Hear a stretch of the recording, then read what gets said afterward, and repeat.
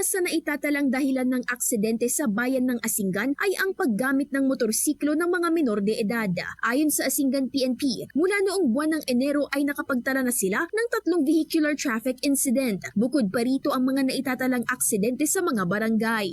Ang mga sangkot ay menor de edad, tulad na lamang kamakailan kung saan nasawiyang isang 16 anyos na binata matapos mag-overshoot ang sinasakyan nitong motor at sumalpok sa isang tricycle. Nagbabala naman ang kapulisan na agad silang mag-i-issue ng violation tickets kung walang kaukulang dokumento para sa legal na pagmamaneho tulad ng driver's license, official receipt at certificate of registration ng sasakyan. Huhulihin ang mga hindi makikitaan ng plate sa kanilang sasakyan, pati na rin ang mga hindi nagsusuot ng helmet at paggamit ng unauthorized helmet.